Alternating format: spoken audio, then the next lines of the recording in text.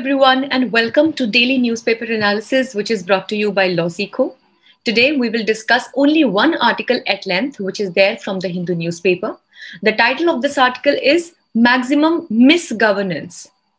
So this article talks about the various events and instances of misgovernance that have taken place during the COVID pandemic, specifically in India. So what are these instances and what have been the reasons behind these instances have been discussed in this article. And secondly, we have the News in Flash column. So this session has been brought to you by me. My name is Sheva Khan. I had completed my BA LLB Honours degree from Law College, Dehradun, Uttaranchal University back in the year 2019. I have been the gold medalist of my batch. I have been a national debater and a public speaker throughout my educational career. And here at Losico, I work as current affairs expert and manager for free content and outreach. If you wish to connect with me, you can find my Twitter as well as LinkedIn handles in the description box of this particular session.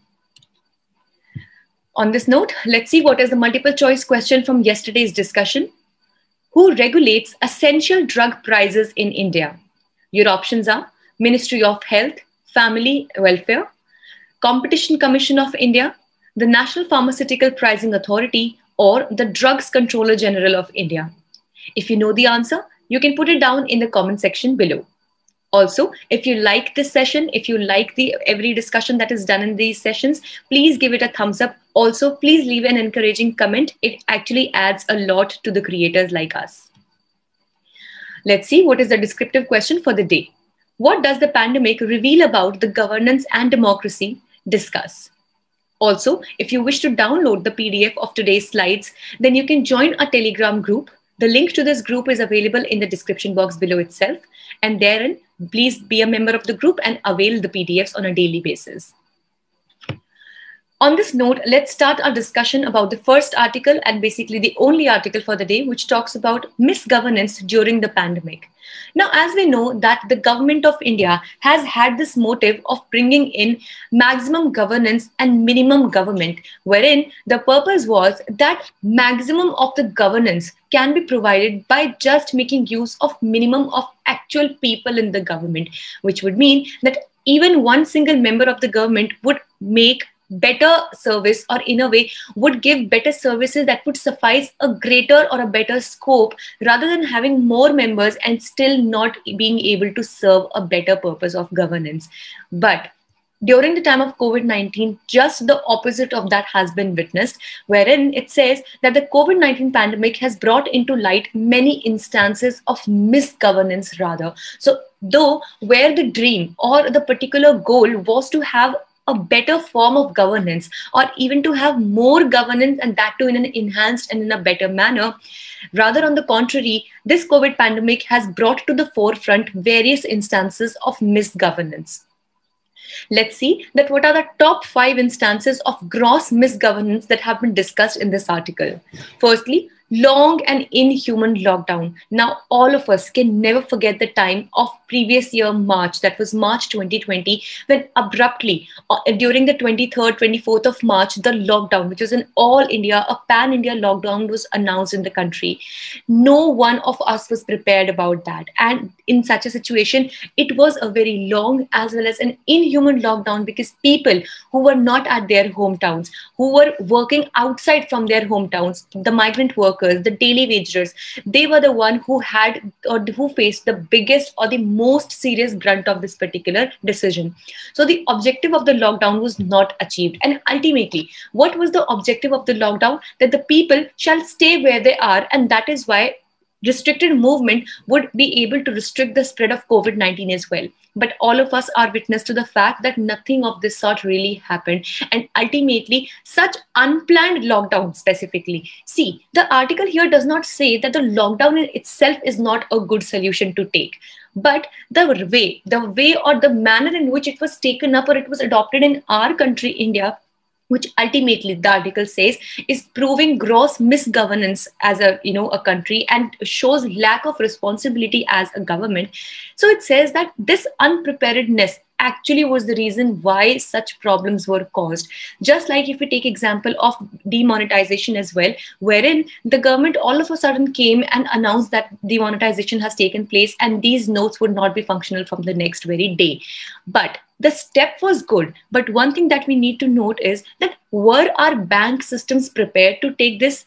No. Were the people at all prepared to take this? No. So in such a situation, when without being prepared, it actually leads to severe failure. You know, a very important, a very beautiful quotation can very easily be put in this situation, that if you're not preparing to fail, then you are failing. If you're failing to prepare, then you are preparing to fail. So it basically says that if at all you are not preparing properly, then ultimately what you are preparing for is for having a failed structure or a failed plan in the future.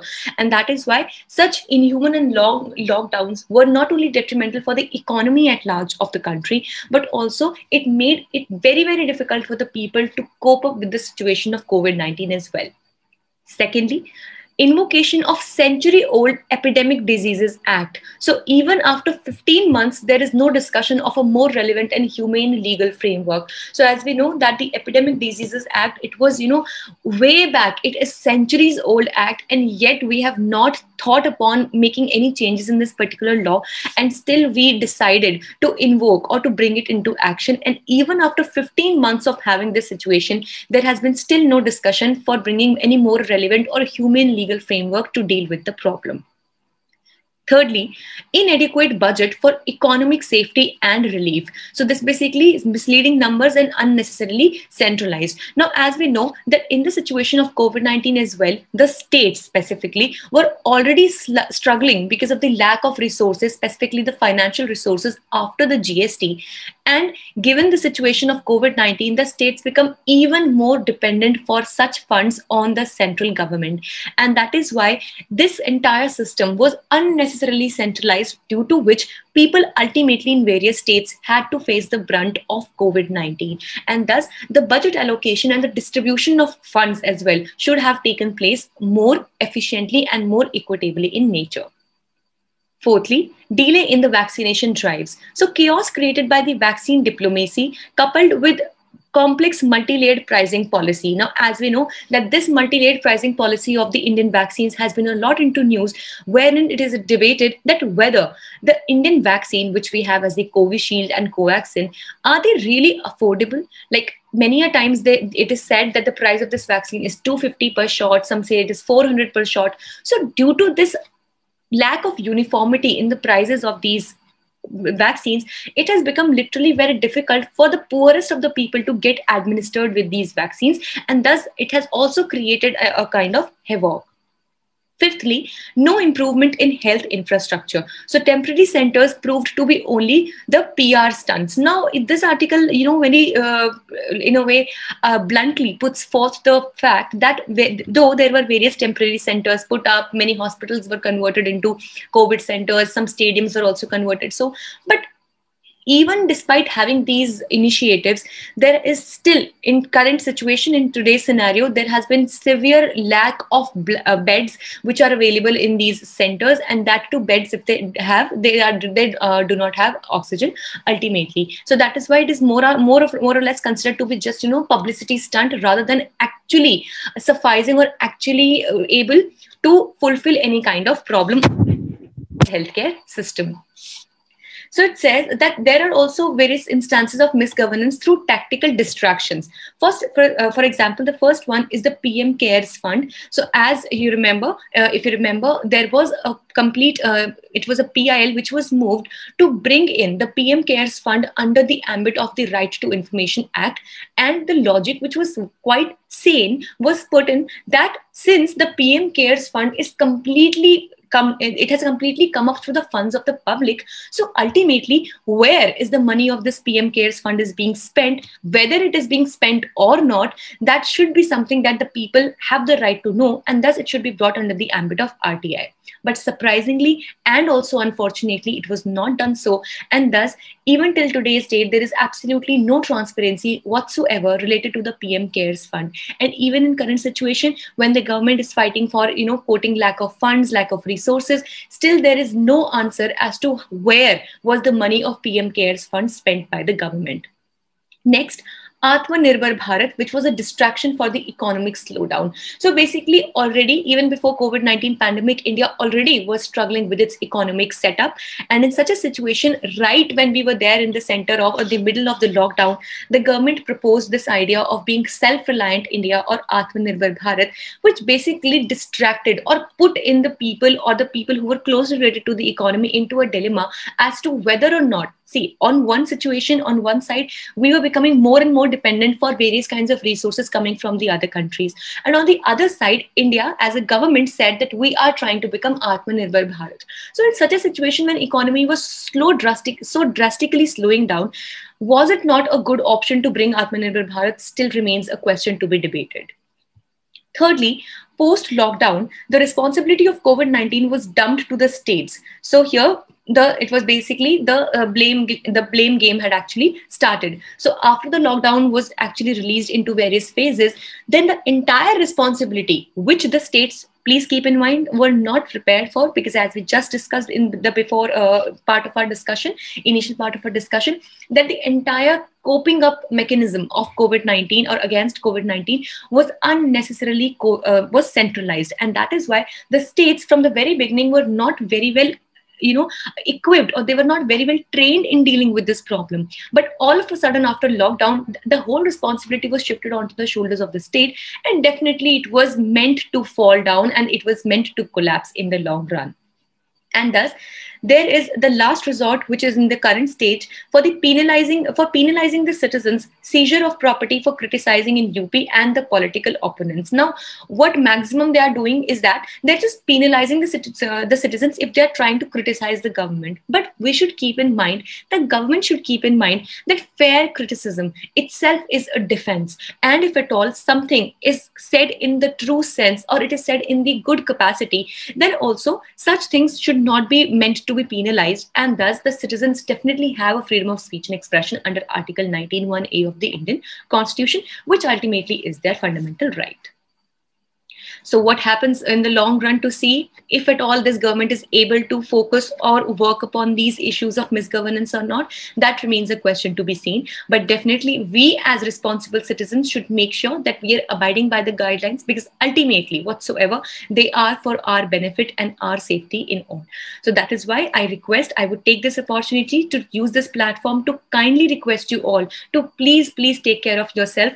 Double up your masks, please make use of sanitizers, and please make sure that you are not leaving your homes unless it is very, very important. And thus, please make sure that you are taking good care of yourself, because it is not only you who would be harmed with any of the virus that you catch, but it will also be your family members and all the people who come into your contact. So please stay home, stay safe.